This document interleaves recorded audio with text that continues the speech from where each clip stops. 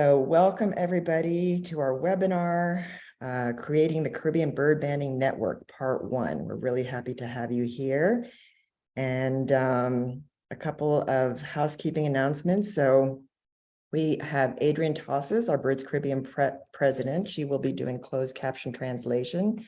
So if you would not like English-Spanish translation, please turn that on. You can find that in your Zoom menu at the bottom of the screen. And I am Lisa Sorensen. I am the Executive Director of Birds Caribbean, and I'm delighted to welcome you to this webinar today. And we have with us Maya Wilson.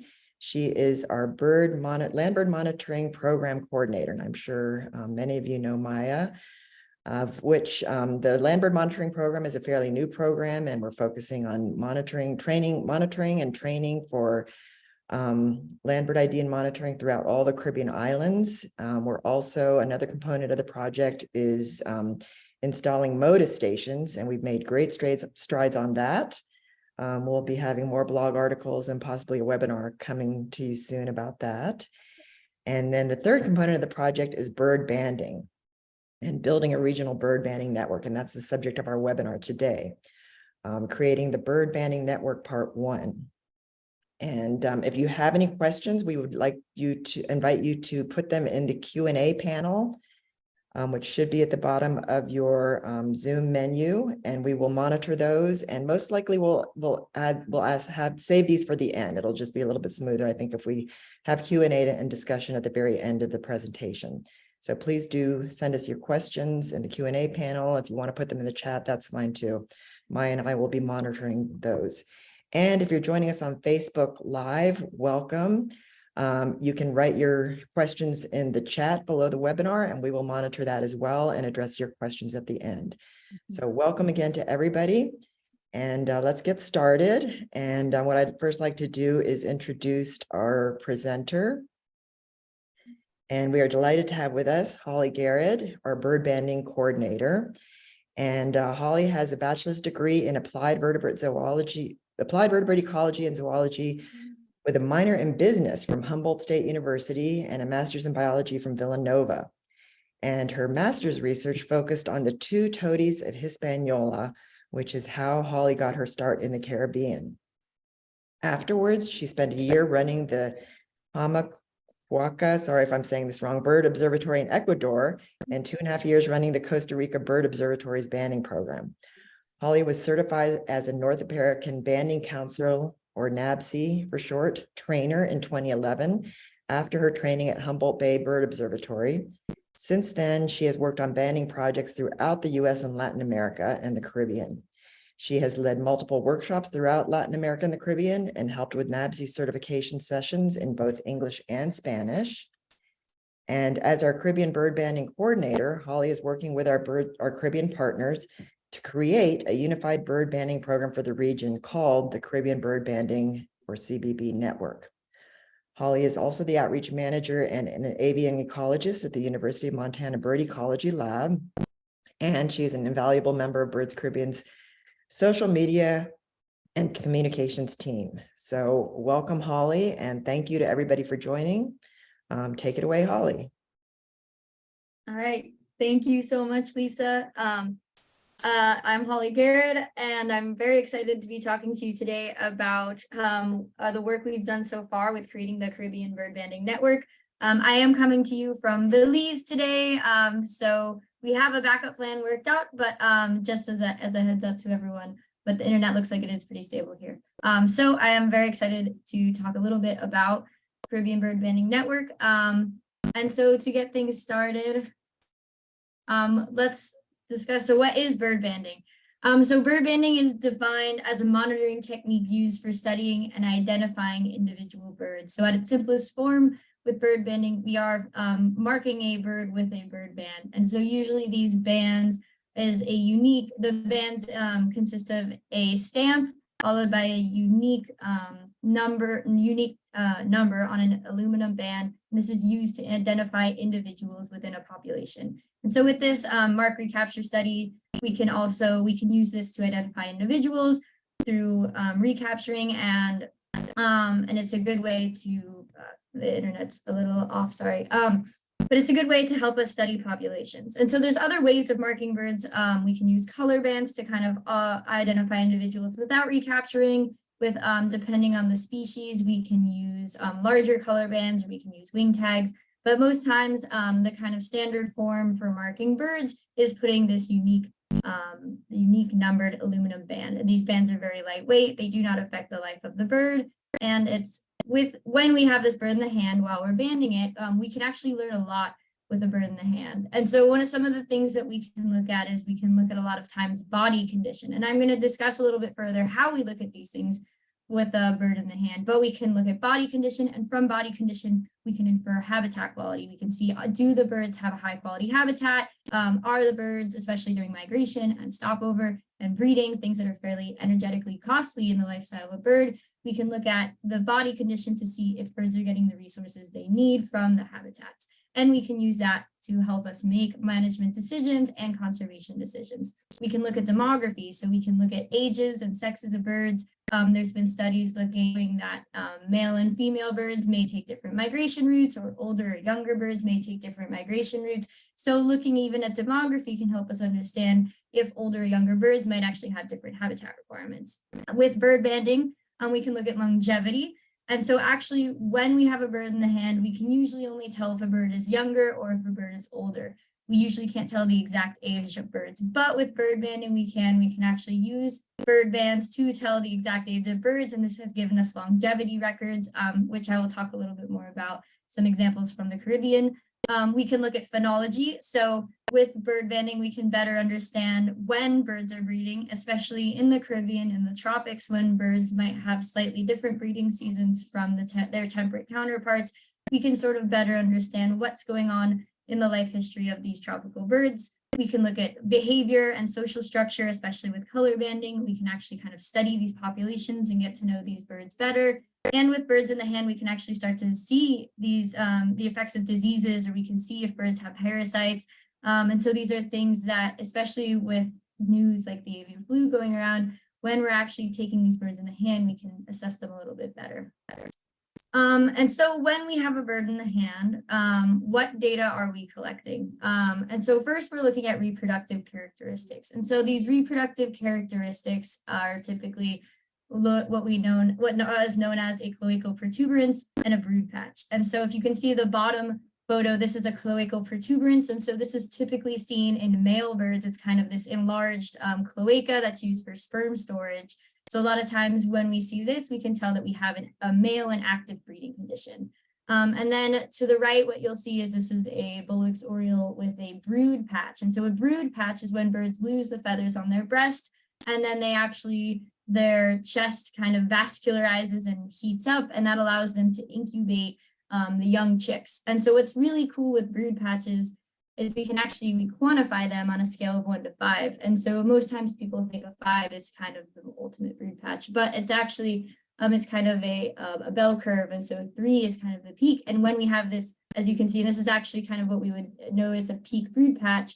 When we see this, this is kind of indication that we have a bird with either very young chicks or eggs about to hatch. So this quantification scale we use for brood patches actually can tell us about the nesting stage that these birds are in, without having to do kind of some of the difficult nest finding work.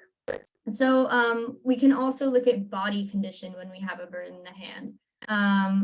This photo got a little washed out, but usually kind of where the arrow is pointing, but a little bit higher up, let's see. So the bird's head is kind of towards the bottom of the photo. So if we look kind of closer, there's like a little bit of depression. And birds have a interesting phenomenon where they'll actually store their fat below their skin, but above their muscle. So we can actually see this fat storage, and we can use that to assess the body condition and the health of birds. And so it might sound counterintuitive that fat birds are healthy birds, but usually we're going to see birds when they have adequate resources, and birds that are about to kind of do these large movement patterns, we're going to see that they have these large fat stores. So especially in migration, if we think about birds that are about to cross the Gulf of Mexico or make sort of a journey across a long distance, they're going to fuel up with these fat reserves. We've also noticed it, and I've noticed it when I studied the toadies, that even smaller birds with high metabolic demands will build up these fat reserves when they're about to breed, because incubation can actually be so costly on the body. most likely. When we're looking at this fat, we can tell if a bird has a lot of fat, it likely has adequate resources from its habitat. We can also look at molt. So if you see in this bottom photo, this banana quit actually has a feather that is coming in. So we define molt as the process of replacing feathers. And so molt is something that all of us who are bird vendors always nerd out about, because birds have some very interesting patterns of replacement of their feathers. But molt is also something that's very energetically costly, but it's very important for the life of a bird. So if birds have three main life events that occur every year, where they will try breeding, they will try usually some sort of movement or migration, and they will molt. And so if the resources aren't available, they usually might forego breeding. If the resources aren't available, they might not do their full movement, but every year they will molt. And so looking at this molt, this full replacement usually of feathers, is very important and can tell us if these birds have adequate resources. If not, they might suspend or stop their molt. And then the last thing is we look at weight, and weight is always kind of a little goofy during bird banding because we put the birds upside down in these cups, but we can look at weight again to just sort of assess overall body condition. We can see if these birds weigh more or less. A lot of time the migratory birds that are putting on a lot of fat, we'll see that they actually they'll gain quite a bit of weight. Some birds will even gain 2 to 3 grams more of body weight in just fat. And if you think about a bird that weighs only 9 grams to begin with and then weighs about 12 grams when it's about to migrate, that's quite a significant body change. So with bird banding, we're able to kind of get a better look at all of these things with the bird in the hand. And so we can also look at demography. So we can look at age and sex. And so if you check out this Hispaniola and Spindalis, you can see that it's not in its kind of full male brilliant plumage, but it's got quite a bit of streaking on the chest, but with that streaking is kind of infused with yellow. So this tells us that this is a young male. And if we look at the wing, so what I mentioned earlier with molt, a lot of times younger birds, when they leave the nest in a low quality plumage, because the nest is a dangerous spot for a lot of baby birds. So they want to grow their feathers as quickly as possible. And so they grow a low quality plumage. So because of that, they typically want to replace as many of these feathers as possible, but don't typically have the energy to replace all of them. And so what we get is these molt limits, where they'll replace most of their juvenile feathers, but might leave a couple. And for any bird banders in the audience, or for anyone who wants to try to figure out, there is actually a molt limit in this photo. Feel free to put your guess in the chat if you'd like. But there is a molt limit in this photo. So we do see that there are some retained juvenile feathers, and we see actually that the outer 2 greater coverts, or the feathers covering the secondaries, those 2 are retained juvenile feathers. And so this tells us that this is a younger bird within its first cycle of life. And so afterwards, the birds will replace all their feathers. So we can only tell if birds are in their first cycle of life or if they're adults. We can also look at actually skull ossification. So like us, baby birds will actually have these soft spots in their skulls. And since birds have this more transparent skin, we can actually see the development of this second layer of skull, which allows us to tell if the bird is younger or older. So we can use these characteristics to kind of differentiate younger birds and older birds. And since especially for a lot of migratory birds, the first year of life is very critical, it's very dangerous, and many birds don't survive. So differentiating these younger birds and older birds really can make a difference when we're looking at populations. But we can also collect more data with a bird in the hand. So it's always going to depend on our research objective. We might want to do more measurements, especially for the Caribbean. Some of the things we've talked about is comparing species between islands, even comparing species within an island at different sites. We can start to look at more morphometrics and start to actually understand our thing is going to depend on specific studies. We can also use birds in the hand for environmental education. So there's a great saying that a bird in the hand is worth 2 in the bush, or in Spanish we say, un ave en la mano vale más que 100 volando. So a bird in the hand is worth more than 100 flying. And so it just, you can see kind of what I've shown you is all of this really important data we can collect with a bird in the hand. So within the Caribbean, these are a few of monitoring programs that we have had. So we've had the long-term banding project in Guanica in Puerto Rico. And this has been, I'll talk a little bit more about this one shortly, but it's been a really cool way to study how Puerto Rico's birds have been affected by hurricanes. In the Dominican Republic, there's been a long-term study on the big-nosed thrush, and there's continuing work, I know, putting modus tags on these birds to better understand their movement patterns. And there's also been work with Steve Latta, understanding the migrant and resident birds and monitoring them. There's still a lot of work to be done understanding Hispaniola's endemic birds. Ann Sutton has had a Mosey station in Marshall's Pen in Jamaica, and she's been doing some long-term bird banding in Fawns Hill as well in Jamaica. There's been a study with Smithsonian and some collaborators looking at overwintering warblers. Cuba, I was fortunate to visit in collaboration with Caribbean Biological Corridor and BioEco. I was fortunate this past November to visit their biological station, Estación Biólogo Juan Cristóbal Unlac in Siboney, and their station Gran Piedra. There's also the long-term project Guanajaca Bee Base, which is an incredible migration hotspot on the western tip of Cuba. So these are some of the long-term projects that have been going on in the Caribbean. There is also some previous workshops in Trinidad, working with Carl and getting some bird banding started there. So there's been some projects, but as to date, we haven't really had a unified network. But just to kind of look at what are some of the results that have come from bird banding in the Caribbean, a really cool case study is that of the Kirtland's warbler. And so using banding data, we actually found that these birds winter primarily in the Bahamas, and they actually spend about 70% of their life in the Bahamas, which it's funny because a lot of us always think about a lot of our the birds that breed in North America, we tend to think of them as our birds, but they actually spend the majority of their life in the Caribbean or in the tropics. So banding data really showed us that not only are these birds spending 70% of their life in the Bahamas, but they're actually, the majority of the population is wintering, or all of the population is wintering in the Bahamas, and a lot of it is a lot of them, are wintering in Eleuthera. And so because of banding data, we were actually able to find, or the project was able to find that these birds are wintering mainly in Eleuthera. And so this led to further conservation of habitat, and banding data was able to show increased annual survival.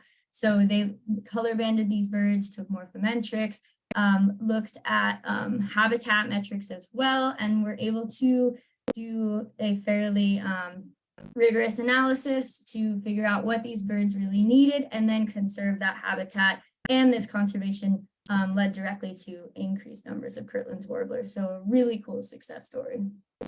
There's also been the long-term bird banding project in Guanica, Puerto Rico, which shows population trends over 40 years.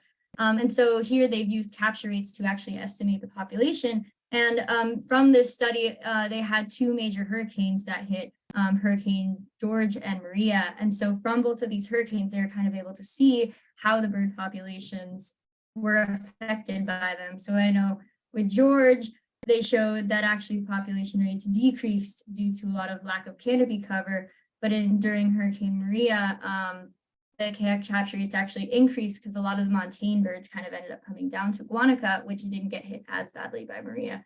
And then they actually showed some very cool longevity studies as well. So because of bird banding, we can get these actual ages of birds as long as we recapture them. They found a 14-year-old Puerto Rican toady. And a Puerto Rican toady is a bird that it's about a 6-gram bird. So imagining a 6-gram bird that lives to 14 years is pretty incredible. And they found migrants with at least 10 years old. And so thinking about migrants like this black and white warbler that have been migrating and overwintering to that same spot in Guanica every year for 10 years or more is incredible. And so this banding data set has showed us just some of the fidelity of these birds, the longevity of these birds, but has shown us that we've been seeing widespread declines in the last 40 years. So with these long-term monitoring data sets, we can start to understand population trends and really understand how these birds are doing. But to date, we haven't had a unified network of everybody banding within the Caribbean. And within the Caribbean, we still, we've had some very awesome projects, but we haven't had enough people with the necessary knowledge, skills, and resources to kind of unify this network. And so we are aiming to change this with the Caribbean Bird Banding Network. And so our network is focused on expanding and uniting bird banding efforts within the Caribbean. And so for now, we're focusing our network on land birds, but we are expecting to expand to other bird groups in the future. But since land birds are fairly easy to study with mist netting and bird banding is fairly standardized, land birds are kind of the easiest jumping off point. But yes, we are really hoping to expand to seabirds and shorebirds because there's a lot of really awesome work being done within the Caribbean. And so with the Caribbean Bird Banding Network, which I'll refer to hereafter as the CBB, we're kind of aiming for three main goals. So we're hoping to provide training in ethical bird banding techniques. We're aiming to provide resources to Caribbean bird banders and to foster a community of Caribbean bird banders that help learn from and support each other. And so I've put these symbols kind of next to each of these main points. And so I'm going to elaborate a little bit more kind of about what we've done and what we're hoping to do within each of these three aspects. And so you'll see the symbol in the top left corner when we're talking about capacitation. I have a little wing symbol to symbolize people fledging from our program. And I have this book symbol to symbolize what we're discussing resources and a group of people to symbolize community. So to talk a little bit about some of the bird banding trainings we've done in the Caribbean. So we are currently aiming to hold an annual bird banding workshop. And so our first workshop was in 2022 in the Bahamas. And this past year, we did our last workshop in the Dominican Republic in Jarabacoa. And we are aiming next year to do a workshop in Grenada in 2024. And so these workshops are a 5-day course, international, where we bring in people from all over the Caribbean, from Greater Antilles and Lesser Antilles. And we try to aim to have these workshops alternate between English-speaking and Spanish-speaking countries. And we are hoping to start alternating as well between more Greater Antilles and Lesser Antilles. But essentially, they're a 5-day workshop that's an introductory course, giving people an introduction to bird banding techniques. So we talk a lot about ethical bird banding. We talk about some of the basic things we're looking for. We get into a lot of molt theory, and we talk about some bird first aid. And of course, there's lots of bird banding practice and hands-on, since it is a very technical skill. And then we are pushing for more trainings and workshops organized by network partners. So this last November, we organized a workshop with BioEco and the Caribbean Biological Corridor in Cuba. And so this was a 3-week workshop that culminated in an NABC certification, where we were able to certify 2 people and then later certify 2 more people at our last workshop in Dominican Republic. And I'll talk a little bit more about what that certification entails as well. And we are hoping to organize another workshop in Puerto Rico for this upcoming year, or in 2024, and organize another workshop in Dominican Republic. But with our limited resources, Birds Caribbean is really kind of able to host this one training workshop every year, and our local partners are the ones who are kind of focusing on a more country-specific workshop. And so in the Bahamas, our first workshop in 2022, this kind of kicked off. This is our first workshop as part of the Caribbean Bird Banding Network and the Land Bird Monitoring Program. And so we kicked this off in the Bahamas, and it was an awesome time. We had 18 people from 7 different countries, and it was really great to get people started. We had people who had never banded birds before and people who had quite a bit of experience. So we do try to make these workshops a nice mix of technical skills, so people can come in kind of from all backgrounds, and we make sure to have resources available for everyone. But yes, and we did this workshop in collaboration with the Bahamas National Trust and Klamath Bird Observatory, as well as the Institute for Bird Populations, U.S. Fish and Wildlife Service, U.S. Forest Service, and Environment and Climate Change Canada. So it was, yeah, a very, very excellent and very successful workshop. And so this last year, we had, oh, and one more quick thing about the Bahamas. In the Bahamas, we were able to certify our first Caribbean trainer, Juan Carlos Fernandez, who is from Spain, but currently living in Venezuela. So we were able to give him this North American Banding Council certification, which again, I will speak to a little bit further, a little bit more in just a minute. And so this last year, in March, at the beginning of March as well, we had our second annual Caribbean bird banding training workshop in the Dominican Republic. And so here we were able to host 17 people from 7 countries.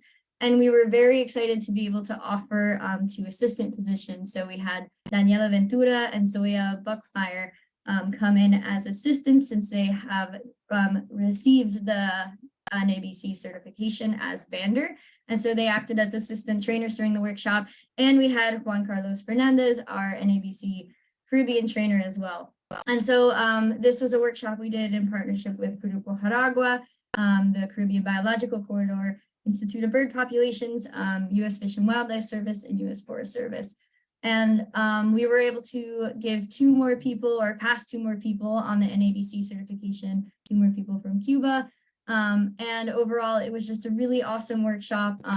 Every year, these workshops are just, they're just fantastic. A really great way to meet people, a really great way for banders across the Caribbean to get to know each other, and get to kind of see all the work everybody's doing. And yes, it was a very, very excellent workshop. But with these trainings, the trainings are more than just one workshop. And so one thing I always push especially is that bird banding is a very technical skill. And so people coming in from all sorts of different backgrounds aren't going to be able to learn everything and leave a workshop that's just 1 week as a certified bander. So after these workshops, we help facilitate internships to get people more training. And we also, as part of our Dominican Republic workshop, we did bring in a lot of people who went to our Bahamas workshop, really wanted to come back to the Dominican Republic workshop. And so what was really cool is we're trying this model where we offer this annual workshop, and then afterwards we find people who have both the availability, the time, and to send them to these internships that can be anywhere from 1 to 3 months long. And so then during these internships, they're getting really hands-on training with experienced trainers. And so they're usually banding every single day. They're banding at places with high capture rates. One girl from Antigua, Shauna Challenger, I think she banded 1,200 birds in a month in Canada. So just people are able to see higher numbers of birds, just get far more experience than they would from just a workshop. And then afterwards, we try to follow that up either with some sort of local training, or we try to invite them to our second annual or our next bird banding workshop. And it's been really cool to see a lot of these people that started out not that they touched their first bird in the Bahamas. I was watching them extract birds and band birds with confidence in the Dominican Republic. So it's been really cool to see these training process work. And so just a few of our partners and a few of the internships we offer a couple in Canada at Long Point Bird Observatory and Prince Edward Point Bird Observatory. We offer a couple options in the United States at Willistown Conservation Trust in Pennsylvania, University of Montana Bird Ecology Lab in Montana, working with me, Klamath Bird Observatory, and Manomet Bird Observatory in Massachusetts. And then we're trying to offer some more international options as we run into some visa issues. So we're currently working with Napopache Field Station, Tierra de Aves, both in Mexico to offer options in Mexico, and the Toucan Ranch Ecological and Education Society, where I'm actually at now. We're hoping to offer an internship with them, and the Bird Observatory in Mantiqueira in Brazil, where we're hopefully organizing an internship option with them. So really cool options. So not only do people get experience to band for a week, but then you get to go band birds in some pretty awesome places. And so our last year, here are a couple of our 2022 internships. And what's really cool is our part 2 webinar, you'll get to hear a lot more about their experiences, what they've learned from our workshops. So we have Zoya Buckmeyer from Grenada. She went to Klamath Bird Observatory in Oregon and had a fabulous time working under Claire and John Alexander. Omar Monzon Carbona, Dayamiris Catelario from Puerto Rico. They spent a month at the Willistown Conservation Trust in Pennsylvania, and I was actually able to meet up with them at the end of their month. And it was very cool to just see how much they've learned, how much they improved. So these internships really, people gain like a very valuable skill set, and they really learn a lot from this hands-on experience. Chris Johnson from the Bahamas spent some time with Audubon Rockies in Wyoming. Shauna Challenger of Antigua and Barbuda was at Prince Edward Point Bird Observatory. And as I mentioned, she just banded an insane amount of birds in such a little time. Hector Andujar of the Dominican Republic spent a month or spent a few weeks at Long Point Bird Observatory. And I was fortunate to work with him afterwards. He came and banded with me in Jarabacoa in the Dominican Republic. And it was really cool to talk about his experience, all the birds he got to see, migration. So these internships are a really, really nice option. And so we do try to match students or banders with internships that do fit their time availability, but also do fall during migration times. So we try to find, some of these are longer and some of these are shorter, but overall we try to kind of do a matching program to find what works. And so once banders are kind of getting this experience, they can undergo the exam for the North American Banding Council certification. And so I've talked about this a little bit, but essentially what this exam is, it's an exam that kind of proves that you are capable of banding birds alone and running your own banding station. And so typically it's an exam where trainers such as myself will evaluate your ability to age birds, evaluate your ability to use your resources and guides. There is a written exam component as well that talks about some ethics and is based on a bander study manual that is available for free on the website for anyone to study or look at.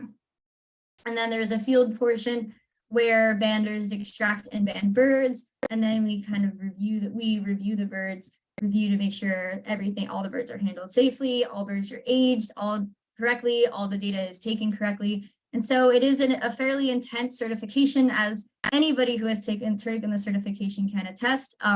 But after the certification, having the certification does really show that you can band independently and that you are a fairly safe and ethical bander. Then from there on, you can continue on to the trainer certification, where you essentially provide a presentation and train people in front of trainers to kind of do these mock scenarios to essentially show that you are capable of training people. But I think both of these certifications, they are a little North American biased, so we are working on tropicalizing them. I was just elected to the North American Banding Council to lead a tropical branch of the NABC. And so we're really hoping to kind of start to modify and tropicalize things. But from there, after getting the certification, we hope that these banders will then start to develop their own program and organize their own local trainings. And so we also hope that experienced banders can take on future roles at our workshops. And so at our future workshops, we're now, this kind of set the precedent that we want to make sure we always offer the opportunity of 2 to 3 assistant positions. So somebody that holds that NABC bander certification, somebody that has spent a year working on their banding skills and training, can now have the opportunity to apply to the workshop as an assistant and spend a week that's helping check nets, helping teach people. And so we had Zoya and Daniela this year, and they just excelled in these roles. And it was really cool to see how both of them, not only how much they had improved from when I met them in the Bahamas, but to watch them lead molt workshops and lead molt talks and lead these evening study sessions around the Peter Pyle study guide to aging birds. So it was just really cool, looking forward to seeing more assistants at our future workshops. And we're also hoping, as we get more NABC trainers in the Caribbean, that we're going to offer the opportunity for more Caribbean trainers to apply. And the more trainers and the more banders we have, the more workshops also we have the opportunity to do. So just really excited to just continue to see how this network grows. And so now moving on to resources.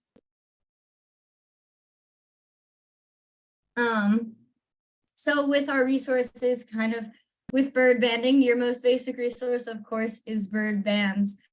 And so we have created an inventory of bands distributed to qualified Caribbean banders. And so with these bands, they are available to anybody banding land birds within the Caribbean, so within any Caribbean island in the Caribbean. And so what we wanted to do is we wanted to create these bands that they would be able to be found and they would be able to be identified as BirdsCaribbean bands. So all of our bands come with a stamp, and that stamp says Birds Carib. And then all of our bands come with a website page that is bcbnd.org. So bcband or bind.org. So essentially anybody who finds one of these bands, if you're another bird bander, you can report the band by going to that webpage. And even if you're not a bird bander and you find the bird unfortunately dead on the ground or find the bird injured or what have you, you can still go to that website and report that bird band. So we wanted a website so that anybody who finds the band would be accessible. So we are about to launch, or we're hoping to launch soon, the webpage to report bands. So that should be coming soon. But that's so then we have BirdsCarib, bcbnd.org, and then that's followed by a unique number. And so what we did is we bought our bands from a company called Porzana in England, and so our bands are the sizes are in letters. So we have size A is our smallest, size B is our second smallest, etc. So all of our bands, the start of each kind of string of numbers always starts with that band size. So that A 1, 2, 3, 4, 5 or B 1, 2, 3, 4, 5. So you'll always know what size band was put on that bird. And so where are our bands currently being used? And so we are very excited that our bands have already launched. And so we were able to distribute some of our bands to Cuba during our November 2022 workshop with CBC. We were able to bring some bands to Puerto Rico, to Jamaica during our modus tagging efforts for prairie warbler and Swainson's warbler. And we were able to use our bands for Dominican Republic at our last workshop. And we gave Giselle of Art Conservation, Art Conservation, our bands to use at her banding station in Trinidad. So hang on, I'm going to take one quick pause as my computer, I thought it was plugged in and it's not. So just going to take one quick pause. If anyone would like to throw a couple of questions in the chat, I'm going to take a quick pause and then I will return to talk a bit more about our bands.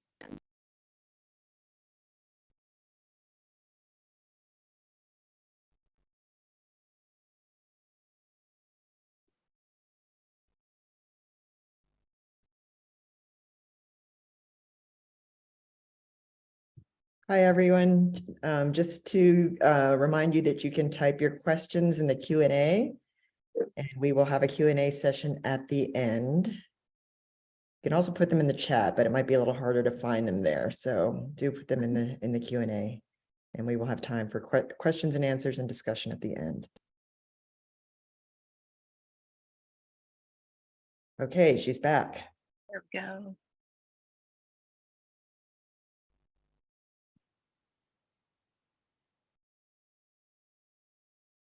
Okay, I'm back. Thank you very much. Yes, so continuing on to bands. Okay, so with our band, so how then can you also use our BirdsCaribbean band? And so we're about to launch the web page to submit a band request. And with this, so with the band request, we're essentially requiring 4 basic things. So we want to see valid permits from the country you'll be working on or working in. And we're like planning on providing a web page of resources because we understand that permitting process is very different in each country in the Caribbean, and we are trying to unite banding in the Caribbean. So we understand that process of permitting looks different for every country. So we're hoping to provide also a resource page on what that looks like for your country or the country you'd like to work in. Then we also need to see a summary of your banding qualifications. So this can include that NABC certification that I was talking about, but doesn't necessarily have to. We understand that there's a lot of people who are very qualified and haven't had the opportunity to do the certification, but then we are going to ask you just a few additional questions and want to see a few other things to show us that you're qualified to band birds. So we want to see your objectives and methods used to band. So why are you doing ideas for banding birds? And then of course, we're going to need to know the quantities of bands and which size is needed. And so when we give you Caribbean bands, we do request that every year that we need a report that includes the band number, the species, the location, and the date. And so we are currently kind of discussing within our Caribbean bird banding group, we're discussing how often we want these band reports submitted, either twice a year or once a year. But right now we are thinking at least once a year, maybe twice a year to account for migration. But these kind of 4 basic data points are what we need. And so this essentially will allow any recaptured bird or any reported band, we'll be able to know what the species was, where it was recited, and the date. So it'll allow us to, again, just kind of connect the Caribbean through bird banding. And then if you would like, you are more than welcome to share more of your banding data resources with us, and we will store it in our database. But also, for this report, we are unfortunately unable to give you more bands if you request more bands until you submit the report of the first amount of bands that you used. We cannot give you more bands either. So it'll be likely an annual report and a report before you request more bands. But if you would like to store more of your data in our database, we are currently very close to launching our BirdsCaribbean banding app and database. And it's almost ready. We are just working out a few other things with a programmer who used to actually helped out with the San Francisco Bay Bird Observatory banding app. And so essentially what we want is a bird banding database that can store data. It'll store it all to the cloud, so it does require internet access.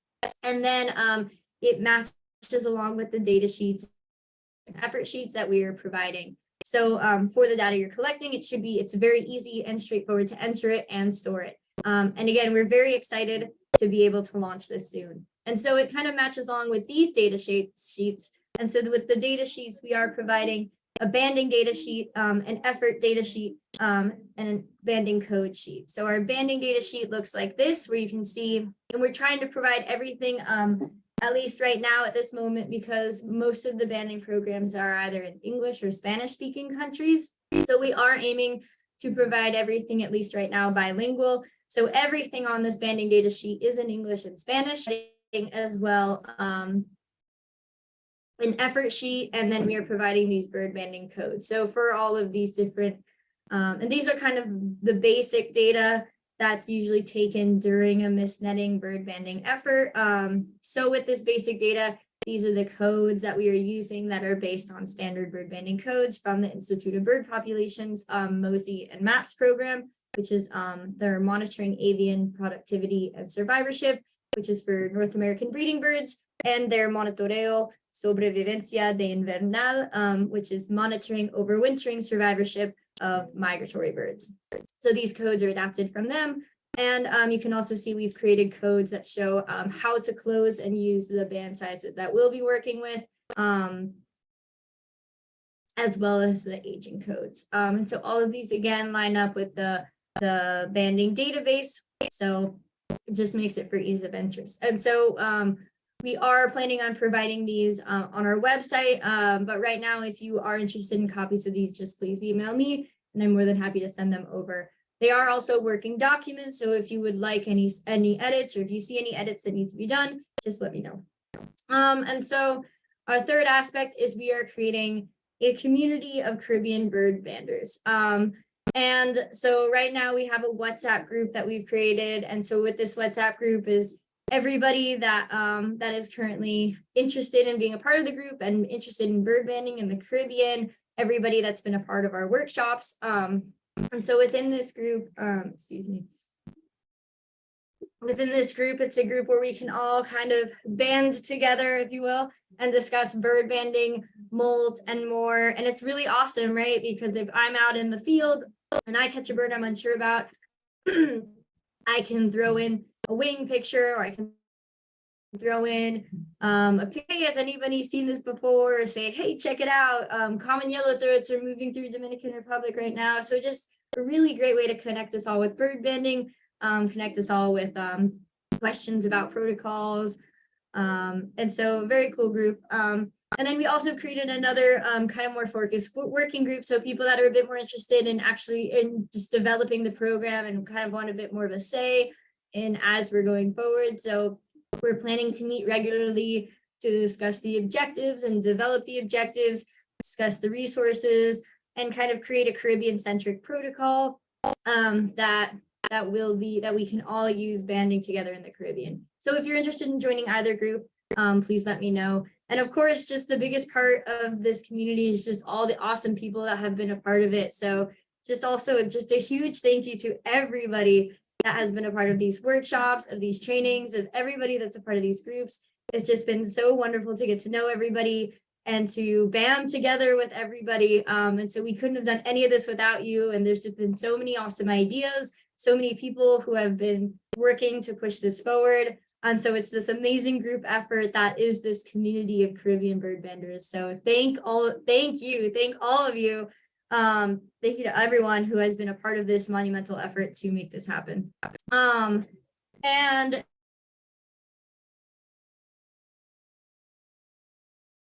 so we want to continue providing these to provide at least an annual bird banding workshop, and then work with our local partners to create these more island or country focused maybe longer workshops. We also want to work together to expand and improve the resources. So they are, as I mentioned, they are constantly in states of improvement. So we want to try to update them at least annually. And we are very welcome to any feedback as we just continue creating and providing these resources. And of course, we want to continue to expand the community of banders throughout the Caribbean. So we want to see more people banding. We want to see more people creating bird banding stations and promoting safe and ethical bird banding for monitoring birds and helping protect and understand the amazing Caribbean birds we all love. And so this year, please join us for our Global Big Day Birding Competition and Fundraiser, as this year we will be raising funds for the Caribbean Bird Banding Network. And so it's pretty easy. You can join or start your own team. So go to our Give Butter page, which I think probably one of us can throw a link in the chat, but you just go to our Give Butter page, and then you can donate, encourage your friends and family to join and donate. And then you can join a team or start your own. So we have, I'll talk a little bit more about some of our teams, but then make sure you come out birding with us on May 13th, as this will be the Global Big Day. So anywhere you are, anywhere in the world, go out and submit one eBird checklist and help us raise funds for this amazing Caribbean bird banding network we're creating. And so it's really easy to join us. So here are some of the teams that we've created. Of course, I'm biased as the Globe-Trotting Toadies. It's pretty awesome. But the Grand Bahama Island Birders, the Flying Pintails, and the Chati Famigos are all some of the teams that have currently been started. So please join one of our teams, or feel free to create your own team, where we're hoping to see some islands teams pop up and go out birding. And then, so when you join, you just go to the webpage, choose or set up a team, then set your fundraising goal. And if you need any help, you just let us know. But it's really pretty easy, pretty straightforward. And we hope you come join our team and come join us birding for Global Big Day. And be sure to join us on May 4th to learn more about the Caribbean Bird Banding Network, as we'll have Daniela Ventura of Cuba, Diomedes Candelario of Puerto Rico, Zoya Buckmeyer of Grenada, and Hector Andujar of Dominican Republic will be joining us to talk about their experiences as part of the Caribbean Bird Banding Network.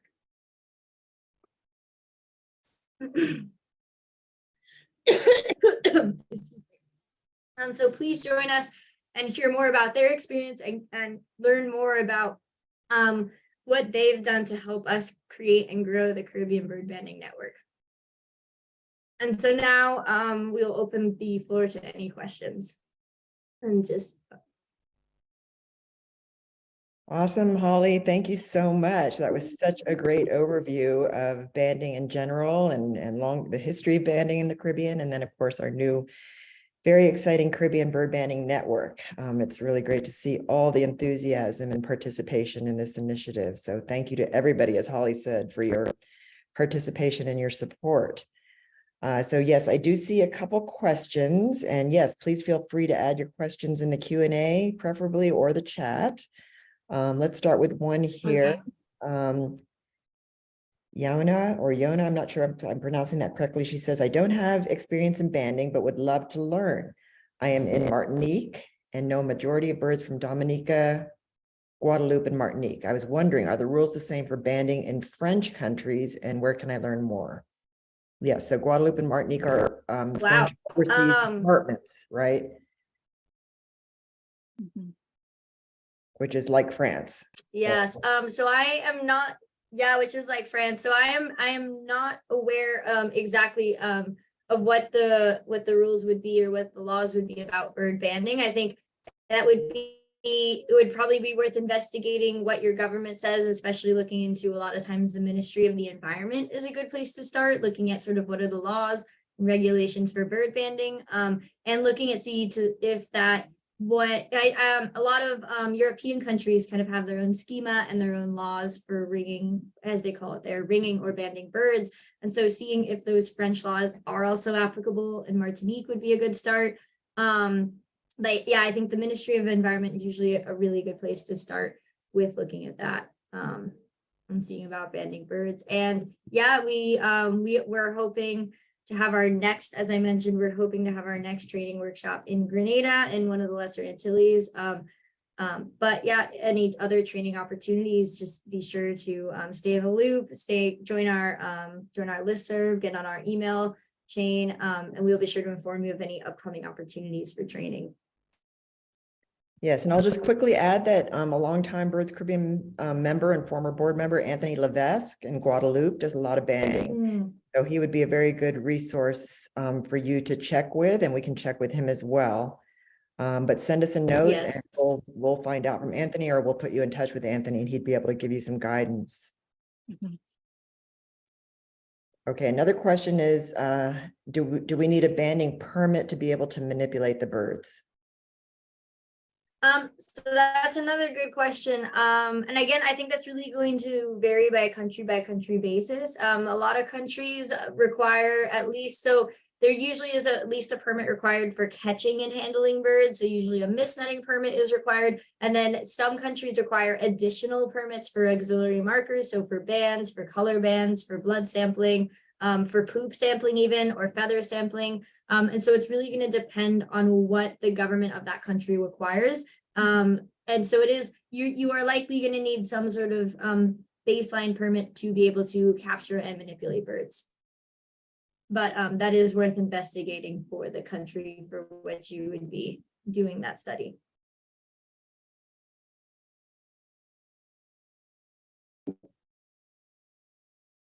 All right, Maya, do you see any other questions that we haven't addressed yet? Not as of now. Someone asked where they can find everything that was explained today, and I will drop the link to the CBB Network page on Birds Caribbean's website in the chat. Yes, and as we've mentioned, this webinar is being recorded, so we will be posting it on our YouTube channel in the next couple of days. So you'll be able to review it there, and you'll also be able to watch it again on Facebook if you need to. It will be available there as well. Oh, and I guess, so there is one question I see, are we using the same bands on residents as on migrants? And then just to clarify that, yes, we are using the same bands on residents as on migrants. So I guess to briefly explain, to my understanding, formerly, a lot of people were able to use the USGS bands given out by the US government and Canadian government for migratory birds. And so the law does state that we're able to put those bands on any bird that occurs within the Peter Pyle Guide to Aging and Identifying Birds of North America. But that does exclude, and that does extend to the birds of Puerto Rico as well, since Puerto Rico is currently considered a US territory. But unfortunately, that does not include any other Caribbean birds. And so people were finding their own banding schema, finding their own bands from different places. And so part of our incentive for creating this Caribbean bird banding network and providing our own bands is to provide bands to everyone and bands that can be used on any bird. So our bands are able to be used on both migratory and resident birds. And that's also why we've been very specific in creating our stamp, our BirdsCarib.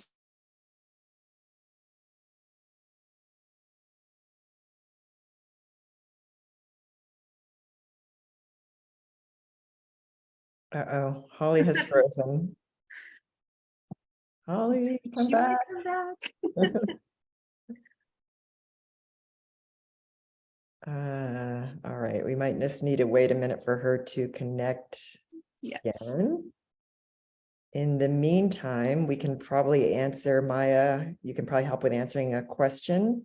Yes. Lisa Marie, hi everyone. I am from Puerto Rico and saw that we are included in the training sessions. Where can I keep track of the dates? I am interested. Thank you for a great webinar. Yes, so we are in discussions right now with some partners in Puerto Rico to try to think about a country specific training. Nothing has been fully decided yet, dates or anything. So I will take a note that you are especially interested, but we'll make sure that anyone in Puerto Rico who might be interested will receive that information. Because yes, of course, we want to make sure that the information about all these training opportunities is distributed and people have the opportunity to apply. So yes, I will take note. Isa Marie. Okay. And I will also suggest that you join our listserv. We have a listserv on groups.io, and we make a lot of announcements there about upcoming training, workshops, meetings.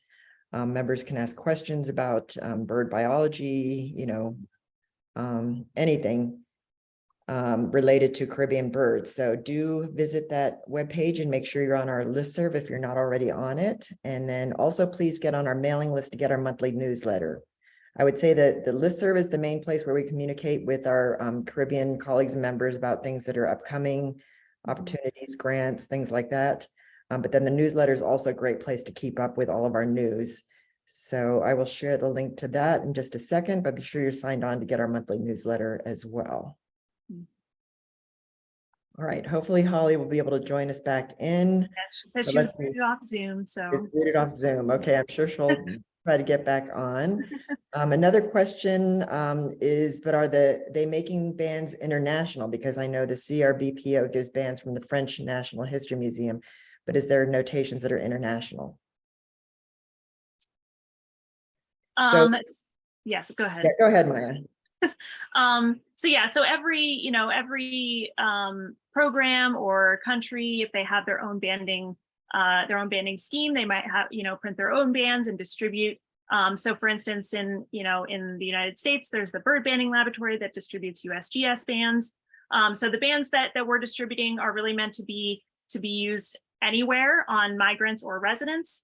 But yeah, depending on where you live, there might be other options for acquiring bands, but not everybody has access to some of those other options. I don't know if that answers your question. Let us know if we can clarify.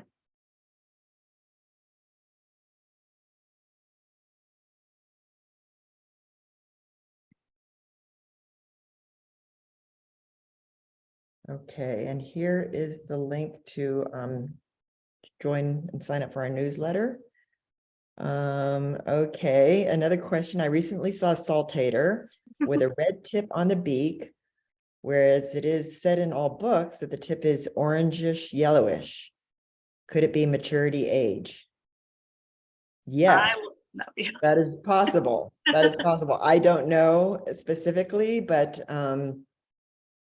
that's something that we could try to look up. For example, Birds of the World may have information on that. We can check in different field guides. We could see with any in-country experts if they have anything about that, but it's possible it could be age, but we don't know. But very, very interesting question. And yeah, these are things that banders come across, and even birders come across all the time as you look at birds, because you notice differences in eye color, and of course, subtle differences in plumage. And these are all ways to sex birds, age birds, and so forth. So it is really helpful to have birds in the hand, and sometimes these things haven't even been documented yet. So we need the research to document aging and sexing and other aspects of bird morphology.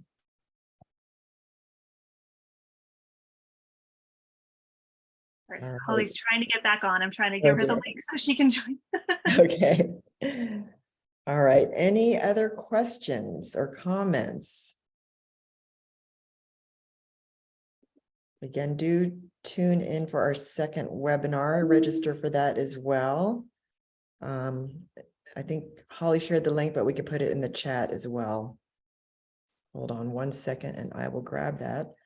Otherwise, I think we'll be able to sign off in just a minute.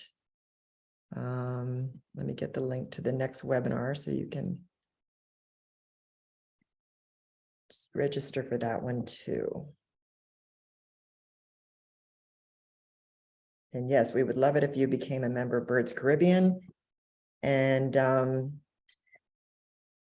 yeah, we can send an invite to people from this group to join the listserv, but you can also join yourself if you visit the page in the link that I gave you above.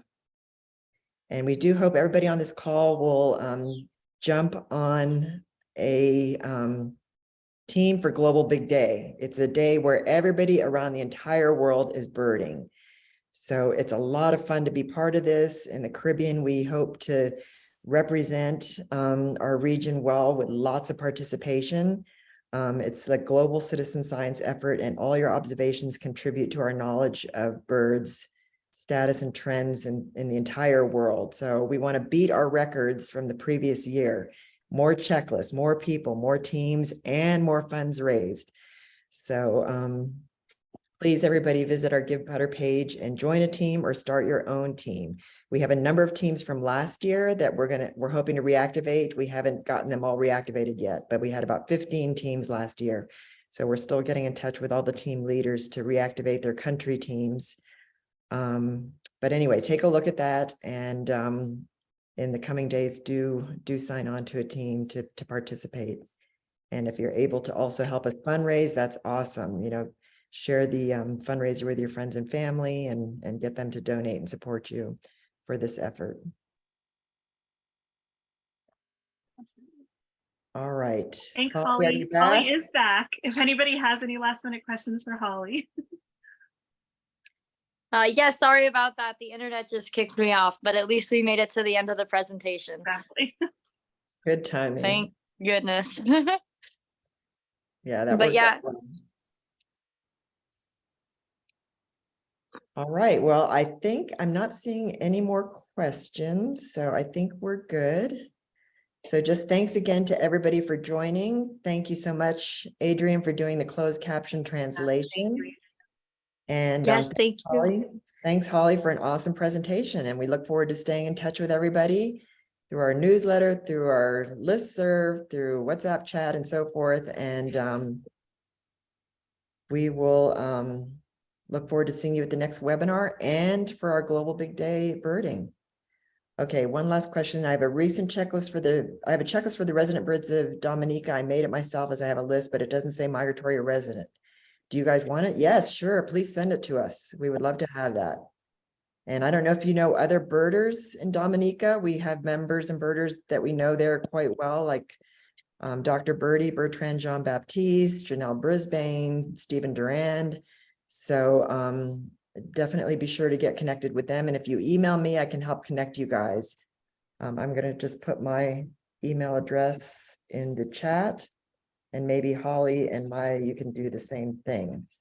So please do email us with any questions, and we will stay connected. I can add you to our mailing list for our monthly newsletter, and also to our listserv.